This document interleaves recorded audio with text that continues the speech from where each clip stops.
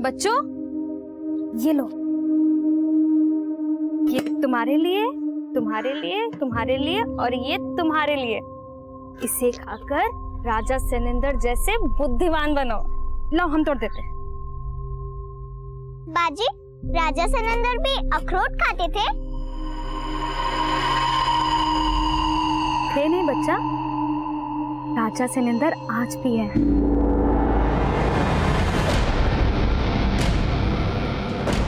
न्याय के दाता और उनके शूरवीरता के चर्चे आकाश और पाताल लोक में बहुत चर्चित हैं, लेकिन वो रहते यही हैं, धरती लोक पर। धरती लोक पे? पर कहाँ? राजा सेनेंदर जब गश्त पे निकलते हैं ना, तो सारे दुष्ट कपटी ऐसे थर थर करके कांपते हैं उनसे, जैसे आंधियों पे पेड़ों पत्ते कांपते हैं ना, सर सर सर, एकदम वैसे। और राजा सेनेंदर के पास जो तलवार है, एक जादुई तलवार है। पर बाजी, राजा सेनेंदर की जादुई तलवार जादू क्या करती है? राजा सेनेंदर की जादुई तलवार पापियों के सर गायब करती है।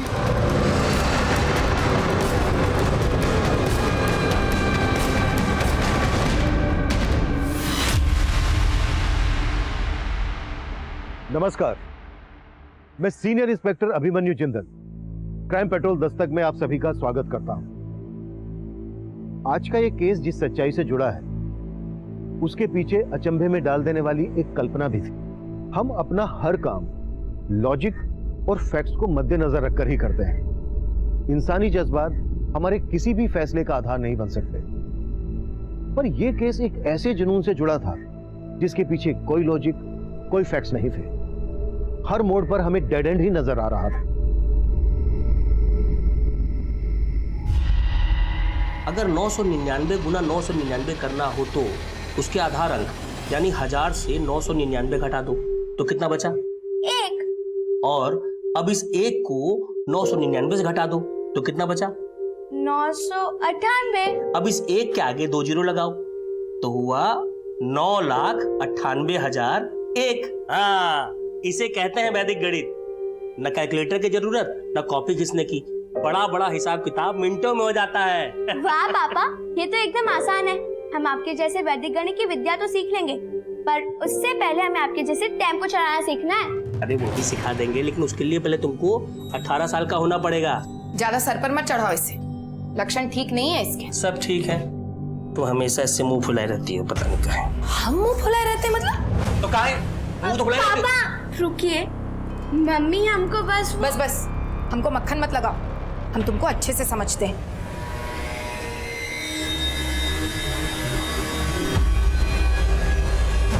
देखो बेटा, अपनी माँ की बात करना बुरा मत मानना। अरे नहीं नहीं पापा, अपनी माँ की बात का कोई बुरा थोड़ी मानता है।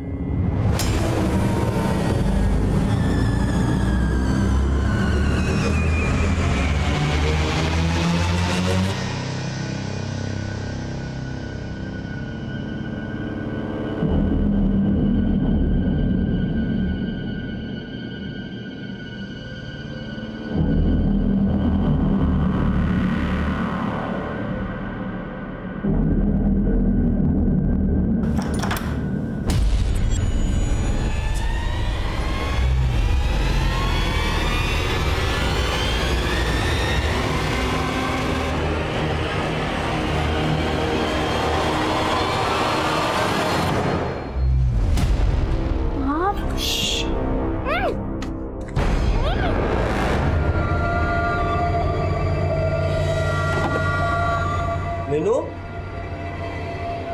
ए मीनू, मीनू, ए मीनू, कौन है? रुक, चल। कौन था बेटा? अरे मैं कह रही हूँ ना, इसके लक्षण ठीक नहीं है। देखो मुंदेली, तुम बकवास मत करो। बेटा तुम डरो मत, चलो घर।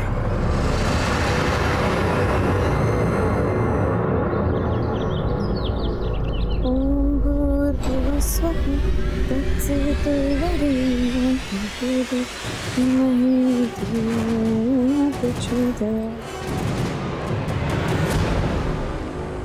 आ गए? रात भर कहाँ थे? हमारी छोड़ो, अपनी बताओ।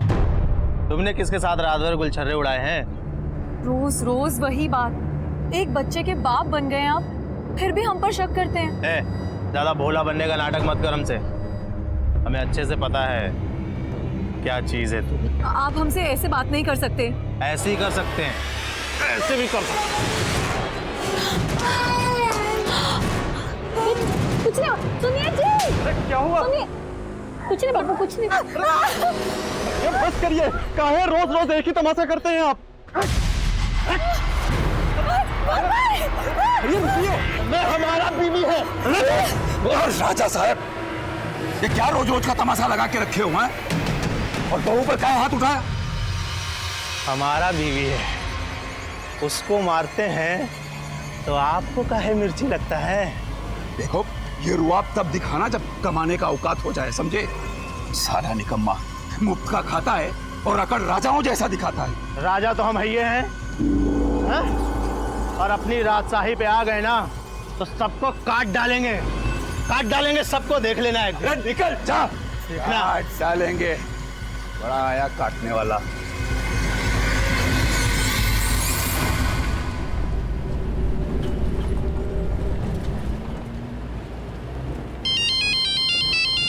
रुको पापा, मैं आपको फोन उठा के देती हूँ। हेलो।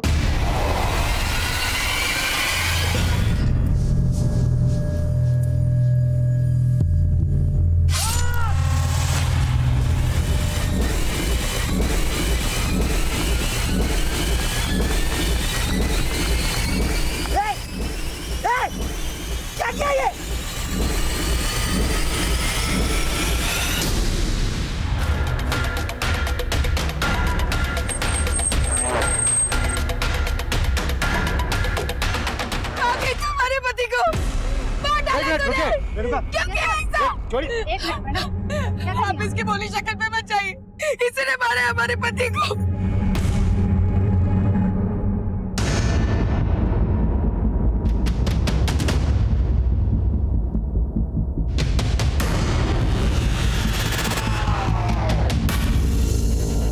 साहब ये रामविलास की लाश है, वो गाड़ी चलाता था साहब, ये टेम्पो भी वही चलाता था साहब। हम लोग वहाँ पर काम कर रहे थे उस तरफ साहब, हम लोगों ने जोर से चीखने की आवाज़ सुनी।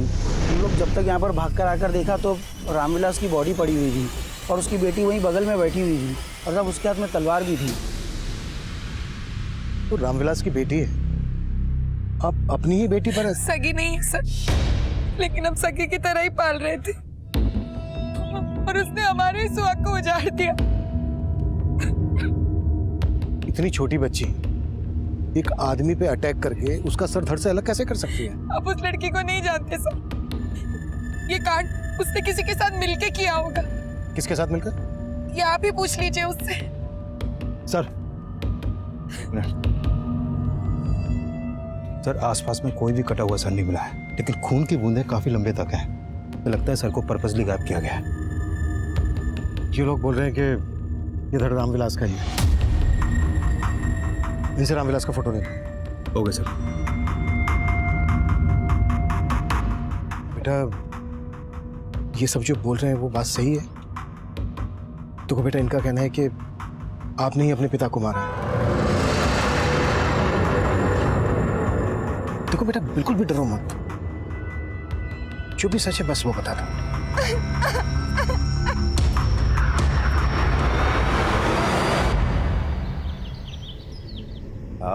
ले बेटा बंटी, थोड़ा और ले बेटा, थोड़ा और खा ले। अरे बंटी बेटा थोड़ा थोड़ा। पापा वो हमको ना जतिन भैया के साथ रहने में जम नहीं रहा है। संगीता भी पेट से हो गई अब, और हम। अरे वाह नवीन, क्या तारीफ कर रहे थे हमारी? हैं? अरे मुंह कहे घुमा रहे हो, इधर देखो। हम बड़े ताऊ बनने वाले हैं, इतना खुशी का बात हमको बताया ही नहीं। हैं?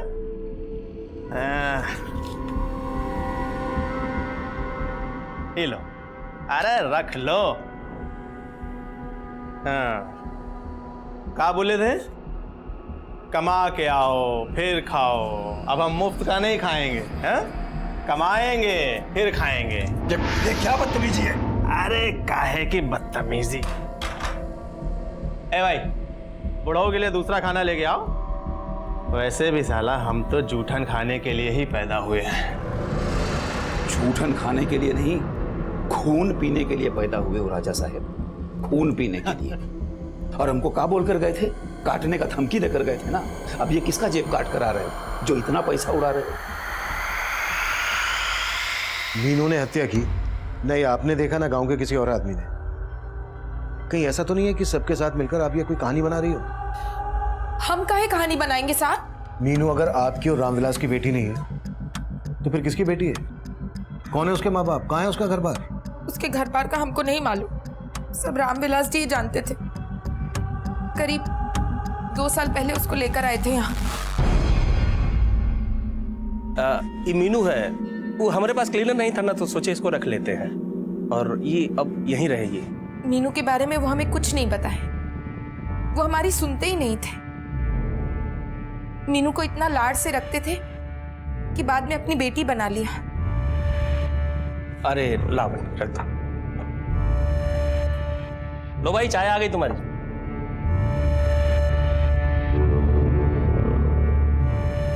देखो, अब ये भी आ गई तुम्हारा हाथ बटाने के लिए। देख बुंदेली, हमारी कोई संतान नहीं है, क्यों ना हम इसे गोद ले लें? बहुत अच्छी लड़की है ये।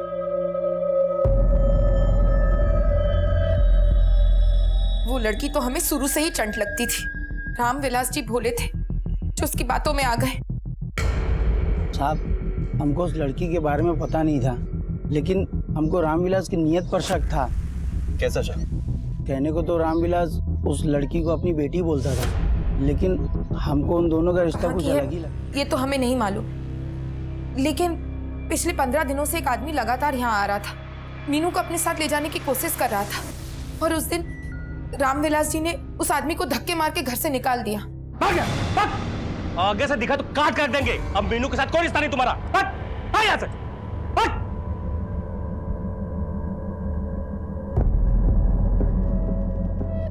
हमने रामविलास जी से उस आदमी के बारे में पूछा तो वो टाल गए। हमने मीनू से भी पूछा, उसने भी कुछ नहीं बताया। और फिर कुछ रोज पहले हमने मीनू को एक आदमी से पैसे लेते हुए देखा था। मीनू, कौन था वो? वो पापा का जाने वाला था। पापा ने उनका माल पहुंचाया था ना, इसलिए पैसे देने आया था। हमको उस दिन भी शक हुआ था साहब, पर क्या करते, कुछ पक्का नहीं पता था। था कौन ये आदमी? हम शक्ल तो ठीक से नहीं देख पाए साहब। और हाँ, कल रात फिर एक आदमी आया था, मीनू को अपने साथ ले जा रहा था। वो तो हम लोग जाग गए तो वो आदमी भाग गया। ये आदमी कौन था? हम बोले ना साहब, ना रामविलास जी हमें कुछ बताते थे, ना मीनू, ना हम उसकी शक्ल ठीक से देख पाए। जो आदमी मीनू को पैसे दे रहा था, आपने उसकी शक्ल नहीं देखी? और ये जो आदमी कल मीनू को ले जाने की कोशिश कर रहा था, इसकी शक्ल भी नहीं देखी? जिस आदमी को रामविलास ने घर से धक्के देकर बाहर निकाला, उसकी शक्ल तो देखी थी ना आपने? हाँ साहब। इसका स्केच बनवा सकते हैं? कोशिश करते हैं। अड़ोस पड़ोस वाले रामविलास और मीनू के रिश्ते को लेकर शक जता रहे हैं। और रामविलास की पत्नी बोल रही है कि मीनू से मिलने कोई आदमी आता था। ये चक्कर को समझ में नहीं आ रहा है। सर, क्या सर वाकई एक छोटी सी बच्ची ने हत्या की होगी? नो कमेंट्स, हमारी जांच चल रही है अभी। लेकिन सर अभी तक रामविलास का कटा हुआ सिर नहीं मिला है। क्या वो लाश वाकई रामविलास की है? अभी इस स्टेज पर कुछ भी कहना जल्दबाजी होगी। जैसे ही हमारी जांच से कुछ पता चलता है, आप लोगों को इत्तला कर दिया जाएगा। Thank you sir. एक बात और सर। Thank you.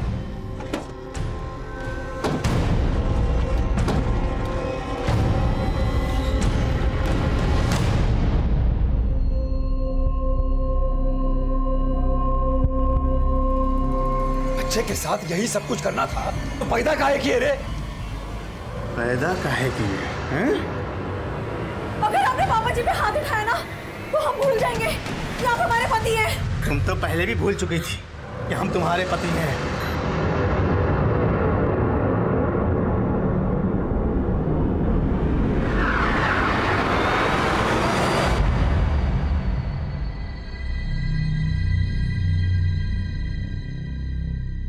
मीनू बेटा, आपको बिल्कुल भी डरने की जरूरत नहीं है। बस बेटा जो भी सच है वो बता दो।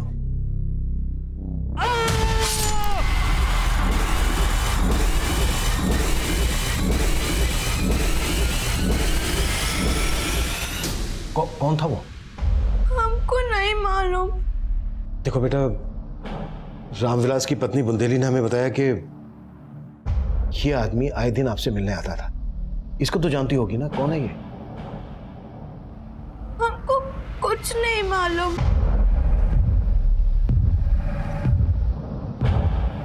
ओके बेटा, कोई बात नहीं।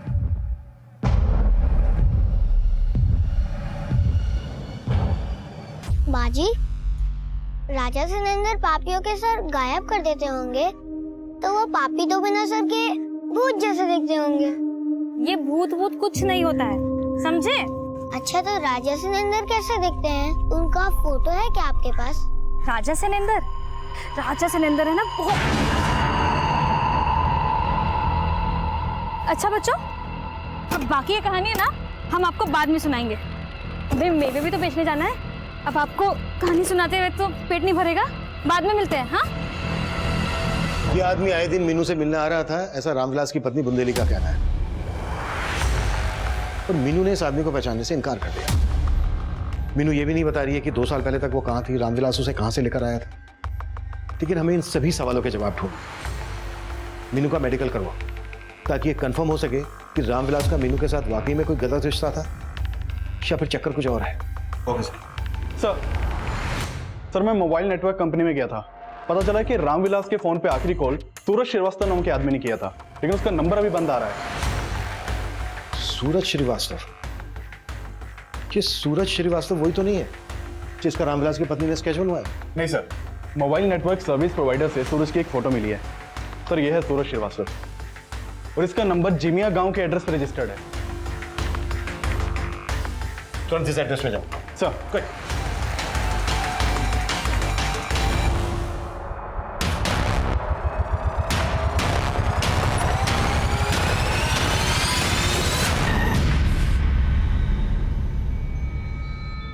ए भाई सुनो, ये सूरज श्रीवास्तव का घर है ना? जी सर, यही है श्रीवास्तव। कहाँ है वो? अब कहाँ ये तो नहीं मालूम, लेकिन भाड़े की गाड़ी चलाता है, कभी कभार ही आता है यहाँ पे। लेकिन हमने 2 दिन पहले उसे देखा था। साहब, सूरज लंबे लंबे टूर पे जाता था, लेकिन जब भी जाता था कई दिन लौट के नहीं आता था। और ये सूरज के घर वाले? साहब, वो तो यहाँ पे अकेला रहता है। हाँ संदीप। सर, सूरज तो 2 दिन से गायब है। उसके पड़ोसी से उसका एक नंबर तो मिला, लेकिन नंबर बंद आ रहा।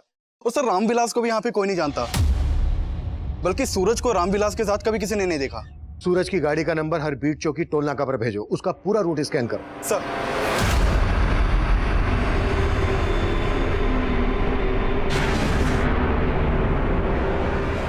सर, मीनू की मेडिकल रिपोर्ट आ गई है और रिपोर्ट में सामने आया है कि मीनू सेक्सुअली एक्टिव थी। सर, यह बयान भी सही हो सकता है कि रामविलास का मीनू से संबंध था।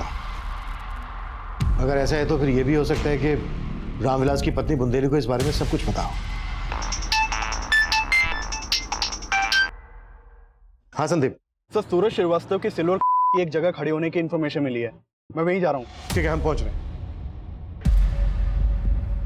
आइए भोलेनाथ जी, बैठिए, हिचकिचाइए मत, बैठिए। आपके बिना बोले ही हम आपकी सारी समस्याएं जान जाएंगे। वो कैसे?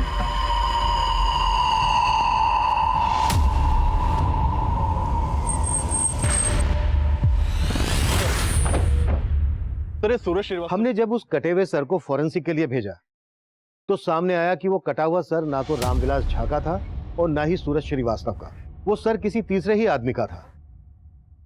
काफी तलाश करने के बावजूद हमें ना रामविलास झा का सर मिला ना सूरज श्रीवास्तव का, लेकिन जल्द ही हमें एक तीसरा धड़ भी मिल गया।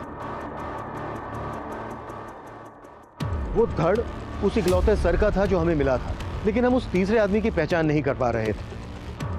पर तीनों मर्डर का एमओ एक जैसा लग रहा था। रामविलास और सूरज के सर के ना मिलने का राज हमारी समझ में नहीं आ रहा, पर एक के बाद एक 3 हत्याओं ने पूरे इलाके को सकते में डाल दिया। इलेक्ट्रॉनिक और प्रिंट मीडिया में हमें लगातार क्रिटिसाइज किया जा रहा था। सर, इस एरिया में 3 लोगों के सिर काट के हत्या कर दी गई। आखिर कौन है उनका कातिल?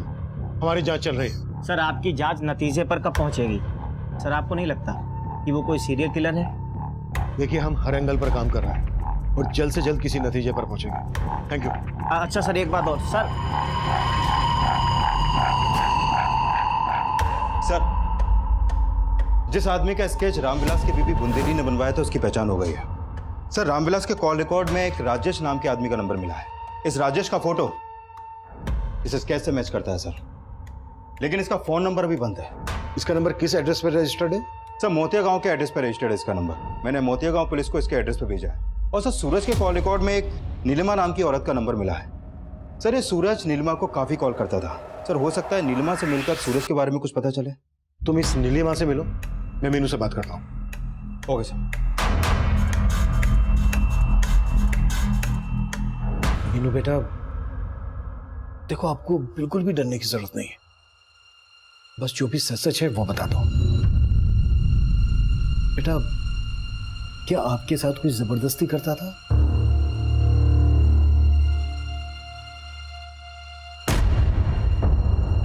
बेटा, क्या आपके साथ जबरदस्ती रामविलास? नहीं, वो मेरे सगे पापा थे।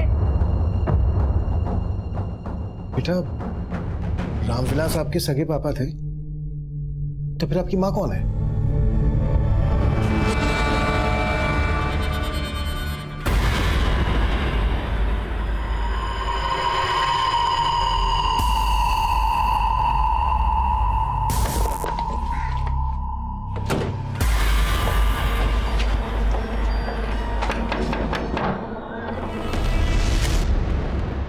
जी सर। नीलिमा से मिलना है हमें।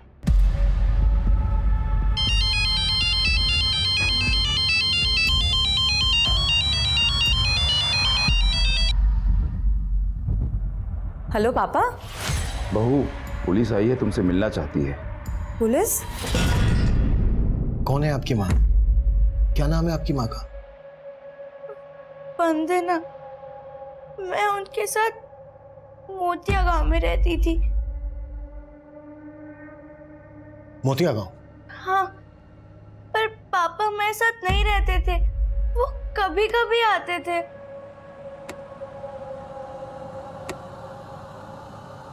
दो साल पहले मेरी माँ गुजर गई, मैं मामा के साथ रहने लगी, लेकिन मेरे मामा मेरे साथ। मीनू बेटा, तो आपके मामा आपके साथ ये गंदा काम करते थे? इसलिए पापा मुझे यहाँ ले आए और उन्होंने बोला। बेटा, हम आपसे एक बात बताना चाहते हैं। वंदना तुम्हारी माँ हमारी पहली पत्नी थी। बेटा, हम जानते हैं तुमको बुरा लग रहा होगा, लेकिन बेटा हम अपनी गलती सुधारना चाहते हैं। अब से तुम हमारे साथ ही रहोगे बेटा, हमेशा। पापा ने बोला समय आएगा तो वो मेरी सौतेली माँ को सब बता देंगी। लेकिन बेटा, आपकी सौतेली माँ बुंदेली ने आप पर रामविलास की हत्या का आरोप लगाया है। ये सब झूठ है। लेकिन बेटा, ये तो झूठ नहीं है ना? ये आदमी आपसे मिलने आता था। बोलो, कौन है ये? ये मेरे मामा है और यही आकर मुझे ले जाने की कोशिश करते थे।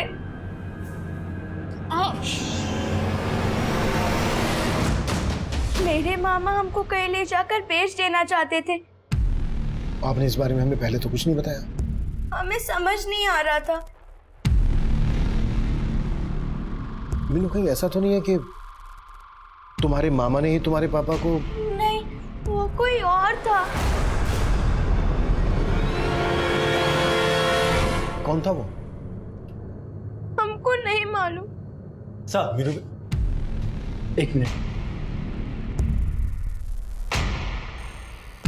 सर, मोतिया गांव की पुलिस मोतिया गांव गई थी। राजेश वहां से भी गायब। इस राजेश का लुकआउट नोटिस जारी करो। पता करो ये कहाँ जा सकता है और उसका फोन नंबर भी सर्विलेंस पे डालो। सर।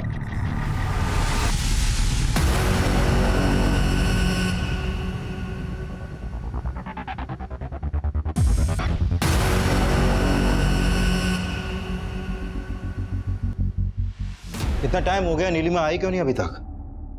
20 मिनट में आएगी ऐसा बोला था। आ जाएगी साहब, पर आप लोग कुछ बता क्यों नहीं रहे? संदीप, फोन लगाओ नीलिमा को। सर।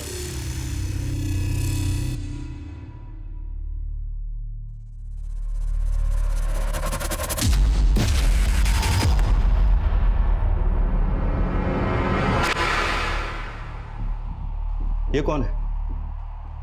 ये हमारा बेटा है जतिन, नीलिमा का पति। अभी कहाँ गया जतिन? वो किसी काम से बाहर गया है। सर, नीलिमा का फोन तो बंद आ रहा है। ये नीलिमा कहाँ गायब हो गए अभी? अरे साहब, फोन की बैटरी खत्म हो गई होगी, आ जाएगी। लेकिन अब तुम्हारा बेटा जतिन वापस नहीं आने वाला।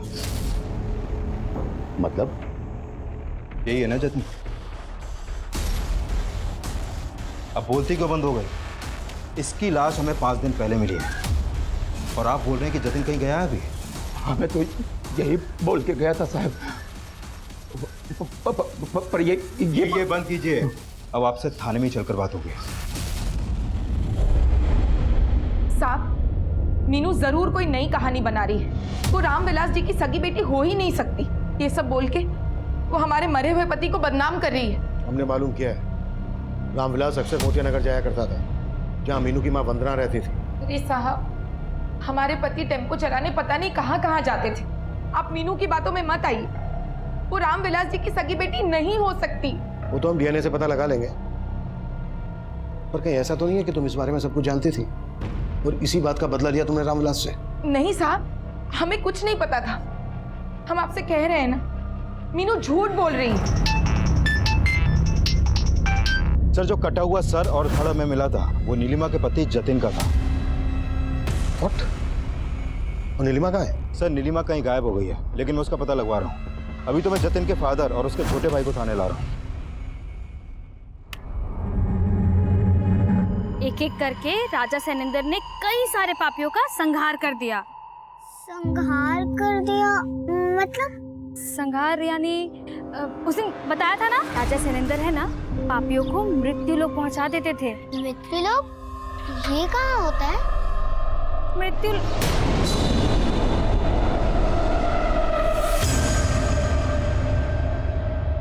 5 दिन पहले जतिन भैया अपनी बीवी से झगड़ा करके निकले थे घर से। उसके बाद से हम उनको देखे नहीं है दोबारा। इसके अलावा हमको कुछ मालूम नहीं है। जतिन की मिसिंग कंप्लेंट क्यों नहीं फाइल करवाई? हमको आभास ही नहीं था कि उसके साथ। ये रो के मत दिखा। जतिन की बीवी नहीं मारा है ना जतिन को? नहीं साहब, वो तो खुद जतिन की मार का शिकार थी। लेकिन जतिन किसका शिकार बना? जतिन के अलावा हमें 2 लाशें और भी मिली हैं, ये रामविलास की और ये सूरज की। सूरज के फोन पर नीलिमा की काफी बातें होती थी। ना हमें सूरज का सर मिला है और ना ही रामविलास का।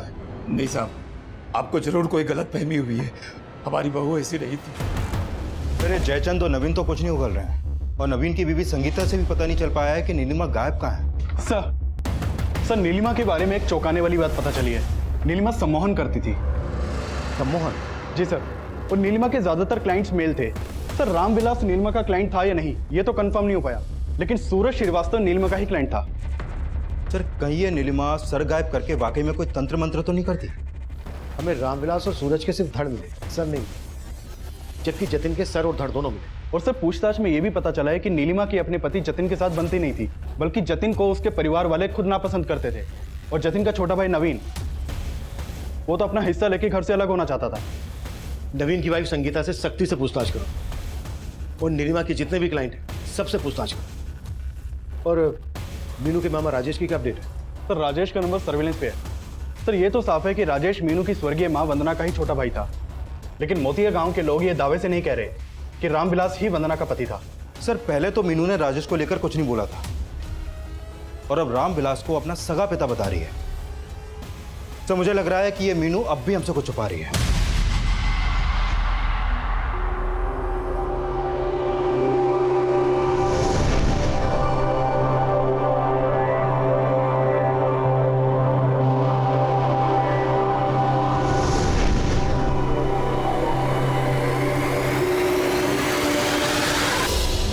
नीलिमा ने आखिरी फोन आपको किया था। अब ये बताओ नीलिमा कहाँ है? वो सर, हम उसको अपने घर का वास्तु ठीक करने के लिए कह रहे थे बस। हाँ साहब, वो सम्मोहित ही करती थी। हम तो उससे साहब वो ज्ञान व्यान समझ के मिलते रहे, लेकिन वो औरत साहब एकदम कपटी है। तुम्हारे साथ क्या कपट किया उसने? नीलिमा के सम्मोहन ज्ञान के बारे में तेरे से बेहतर कौन जानता होगा चंचल? हाँ साहब, वो लोगों की समस्याओं का निवारण किया करती थी। उनके कपड़े उतार के, और उसके बाद उनके सर धड़ से अलग कर देती थी। भाई साहब, आपको जरूर कोई गलतफहमी हुई है, किसी ने कान भरे हैं आपके। पता है तेरी छोटी बहू संगीता ने इस बारे में क्या कहा है? साहब मुझे नहीं पता उन्होंने क्या किया, लेकिन जेठ जी को लगता था कि उनका बच्चा उनका नहीं है। मतलब कि उनको शक था कि नीलिमा का हमारे ससुर जी के साथ। नहीं साहब, वो झूठ बोल रही है। अब तो हम दावे के साथ कह सकते हैं कि नवीन ने ही जतिन को मारा है, और अब वो हमें फंसा रही है। दरअसल वो दोनों अपना हिस्सा लेकर अलग होना चाहते थे, और हमने उन्हें अलग नहीं होने दिया, इसलिए अब वो हमें अंदर करवाने की चाल सोच रहे हैं। देख जशन, नीलिमा के बेटे का डीएनए हम तेरे डीएनए से मैच करवाएं, इसलिए बोल रहा हूँ जो भी सच है बता दे, बाद में बहुत तकलीफ होगी तुझे। उसका बेटा तेरा ही है ना? हाँ जी, लेकिन साहब अब सफाई मत दे। नीलिमा ने रामविलास का सर गायब किया, सूरज का सर गायब किया, जतिन को मारा। ये बोल, इस सब में तू भी उसके साथ शामिल है ना? नहीं साहब, बिल्कुल नहीं। नीलिमा कहाँ है ये बोल। हमको नहीं मालूम साहब।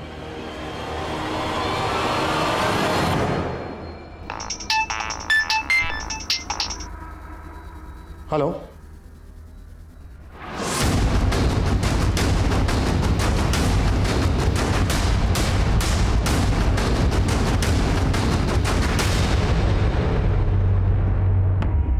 सर नीलिमा का फोन इसी एरिया में बंद हुआ था। तो मतलब ये नीलिमा तब हमारी प्राइम सस्पेक्ट थी, इसलिए हम सोच रहे थे कि शायद हमारा ध्यान भटकाने के लिए नीलिमा ने किसी दूसरी औरत का सर गायब किया है और उस धड़ को अपनी पहचान देने की कोशिश की है, पर हम गलत साबित हुए। उस धड़ का डीएनए नीलिमा के बेटे के डीएनए से मैच हो गया, वहीं मीनू का डीएनए रामविलास के डीएनए से मैच हो गया, जिससे यह साफ हो गया कि मीनू रामविलास और वंदना की ही बेटी है। एक के बाद एक 4 हत्याएं हमारे सामने आई। ये हत्याएं क्यों और किस मकसद से की जा रही थी कि हम समझ नहीं पा रहे। तब कई सस्पेक्ट हमारी रडार में। मीनू के मामा राजेश का फोन सर्विलेंस पर था। जैसे ही उसने अपना फोन ऑन किया, हमने जीपीआरएस के जरिए उस जगह को ट्रैक डाउन कर लिया जहां पर राजेश छिपा हुआ। मीनू का मामा राजेश अपने इस बयान पर कायम रहा कि उसका इन हत्याओं में कोई हाथ नहीं, लेकिन तब अचानक से इस केस को अपने अखबार में हेडलाइन देने वाला पत्रकार देवेंद्र इस केस की एक चौंका देने वाली हेडलाइन बनने वाला था। मेरे न्यूज़पेपर में काम करता है, 2 दिन से इनका फ़ोन नहीं लग रहा है और इनके घर पर ताला लगा हुआ। शिट, देवेंद्र तो अक्सर मुझसे मिल रहा था इन कटी हुई लाशों की इन्फॉर्मेशन के लिए।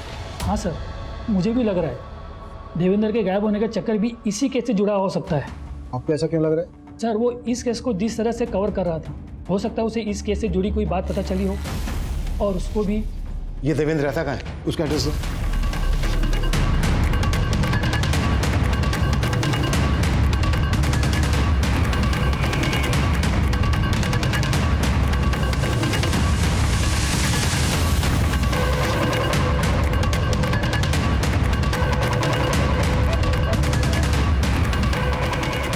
सर अंदर ये एक फाइल मिली है, इसमें कई सारे लोगों के फोटोज हैं और उनके नाम भी लिखे हुए हैं। विनोद मिश्रा, सुबोध अग्रवाल, सूरज श्रीवास्तव, रामविलास झा, नीलिमा त्यागी, इन सब का सर राजा सरिंदर ने गायब किया। लेकिन सर इसमें जतिन त्यागी का कोई फोटो नहीं है। और इसमें जो बाकी के फोटो हैं जिनको हम नहीं जानते, ये लोग कौन है और ये फाइलें देवेंद्र के यहाँ क्या कर रही हैं? तो सर ये राजा सैनिंदर। और इसमें यह भी लिखा है कि राजा सैनिंदर कलयुग का एक राजा है। कहीं ऐसा तो नहीं है कि ये राजा सैनेंद्र देवेंद्र की स्प्लिट पर्सनालिटी है? इस देवेंद्र के बारे में सब कुछ पता करो, और जो बाकी के फोटोग्राफ इस फाइल में हैं जिन्हें हम नहीं जानते, ये फाइल और ये डायरी एडिटर को दिखाओ और पता करो ये लोग कौन है। Okay sir.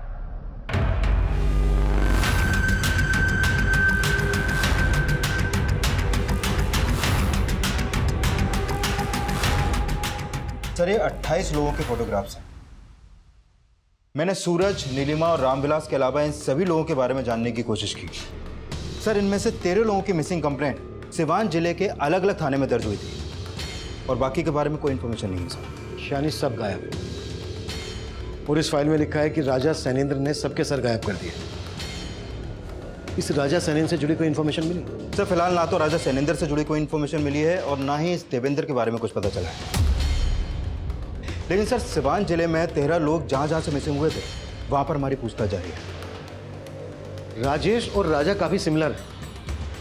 कहीं ऐसा तो नहीं है कि राजा राजेश का निकनेम है और देवेंद्र का भी इसके साथ कोई कनेक्शन है?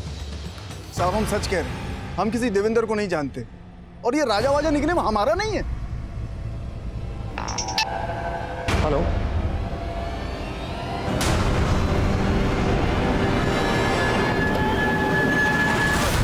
सर इस इलाके में एक जमीला नाम की लड़की के बारे में पता चला है। वो यहाँ गली गली घूम के मेवे बेचा करती है और सर वो गली मोहल्ले के बच्चों को राजा सैनेंद्र की कहानियां सुनाया करती है। वो गली मोहल्ले बच्चों को मैंने यहाँ इकट्ठा कर लिया है। अंकल, जमीला बाजी कहती थी कि राजा सैनेंद्र यहीं कहीं धरती लोक पर रहते हैं और वो पापियों को मृत्यु लोक में पहुंचा देते हैं। अच्छा बेटा, ये जमीला बाजी रहती कहाँ है? मालूम नहीं अंकल, हम तो उन्हें यहीं देखते थे। अच्छा बेटा, इनमें से किसी को जानते हो? हाँ, हमने उस दिन देखा था इनको। ये जमीला बाजी के पीछे गए थे। सर हमने देवेंद्र के कॉल रिकॉर्ड अच्छे से चेक किए थे, लेकिन ना तो उसमें किसी जमीला का नंबर मिला था और ना ही किसी राजा सैनेंद्र का। इस राजा सैनेंद्र का हिस्ट्री में भी कोई जिक्र नहीं है, लेकिन इस राजा सैनेंद्र का जमीला, देवेंद्र और इस केस से जुड़े विक्टिम से कोई ना कोई कनेक्शन जरूर है। सर मैंने इन सभी सस्पेक्ट के बैकग्राउंड खंगाले, जो भी सामने आया उससे तो यही लग रहा है कि ये राजा सैनेंद्र सिर्फ देवेंद्र और जमीला से ही कनेक्टेड है। अब तक हम राजा सैनेंद्र को देवेंद्र की स्प्लिट पर्सनैलिटी मान रहे थे, कि जमीला बच्चों को राजा सैनेंद्र के किस्से क्यों सुनाती थी। कि राजा सैनेंद्र कोई है या नहीं, इसका अभी तक कोई ठोस एविडेंस तो नहीं मिला है। लेकिन किसी भी सस्पेक्ट की ऐसी कोई इन्फॉर्मेशन मिली है जो राजा सैनेंद्र जैसी ही अजीब हो, जो इस अजीब से केस से ताल्लुक रखती हो? सर एक बात है, नीलिमा का एक क्लाइंट है भोलेनाथ, उसके 2 बेटे हैं जिनके नाम अध्यादेश और संविधान है। आपको सुनने में थोड़े अजीब नहीं लग रहे हैं ना? भोलेनाथ के बेटों के खिलाफ कुछ? सर वो दोनों दिल्ली में पढ़ते हैं और वहीं हॉस्टल में रहते हैं और मर्डर के समय भी वो दोनों दिल्ली में ही थे। बेटे को ये अजीब सा नाम देने वाला है भोलेनाथ। इस भोलेनाथ को मिलने के लिए बुलाओ और इसके कॉल रिकॉर्ड्स भी निकालो। Okay sir.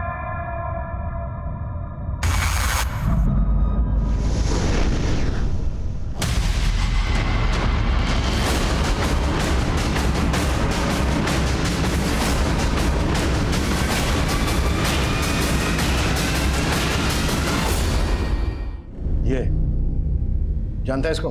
हाँ साहब, ये मेवे बेचा करती है। जमीला का पति भी था, सलीम।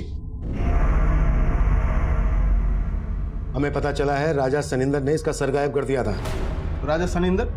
नहीं जानता, पर इस सलीम को तो जानता होगा। तेरे कॉल रिकॉर्ड्स में नंबर मिला है हमें इसका। हाँ साहब, ये कुछ महीनों पहले मुलाकात हुई थी इससे।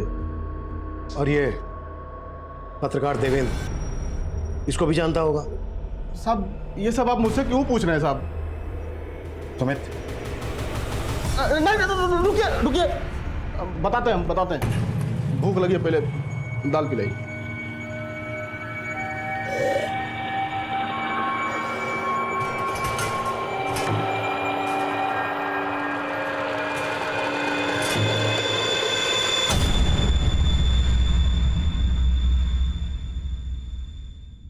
भर गया साहब पेट। चलिए दिखाते हैं कहाँ है राजा सैनेंद्र।